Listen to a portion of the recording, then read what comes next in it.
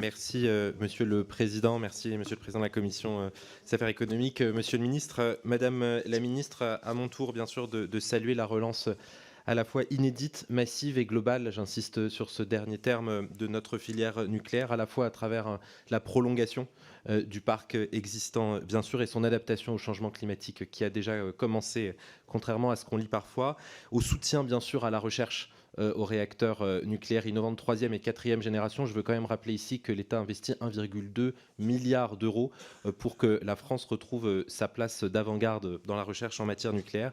Et puis bien sûr, les 6 premiers EPR annoncés par le président de la République qui ont fait l'objet de la loi d'accélération que nous avons votée ici avec une large majorité et qui illustre le consensus transpartisan dont nous avons besoin pour une industrie cruciale et vitale pour le pays. Je voudrais aussi saluer les propos que vous avez tenus, Monsieur le Ministre, Madame la Ministre, sur le cadre économique et financier dans lequel cette relance doit s'inscrire.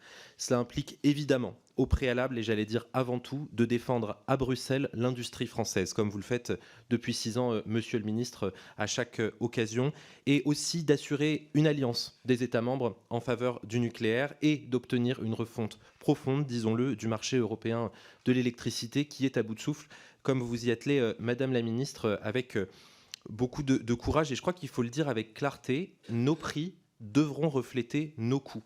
Notre énergie doit être le reflet des choix industriels que nous avons faits, que nous ferons, et donc des choix industriels et souverains, et le dire sans animosité, pas ceux de nos voisins. Cela impliquera donc bien sûr aussi, une fois ce cadre économique européen posé, de combiner à l'investissement public direct et indirect la mobilisation de l'épargne populaire au vu du soutien massif des Français à la relance nucléaire et bien sûr la mobilisation du groupe EDF, un groupe intégré, public, bras armé de notre politique énergétique. Et dans cette relance, vous pourrez compter sous le soutien du groupe Renaissance. Je vous remercie. Merci beaucoup pour le gouvernement. Monsieur le ministre.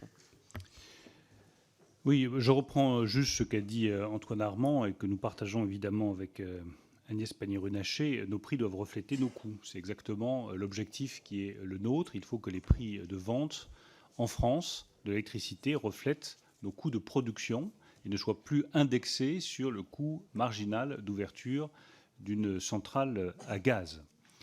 Deuxième chose, oui, nous avons des partenaires qui sont parfois difficiles. Nous sommes mieux placés que personne avec Agnès pour le savoir. Je pense que nos partenaires allemands ont parfaitement compris désormais que le nucléaire était une ligne rouge absolue du gouvernement français et qu'aucun État ne pouvait critiquer les choix souverains qui étaient faits par chaque nation membre de l'Union européenne en matière d'énergie.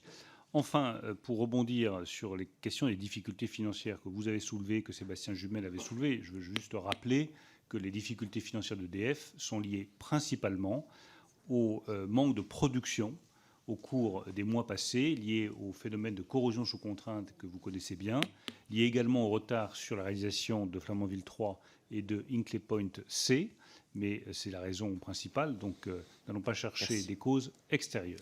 Merci beaucoup.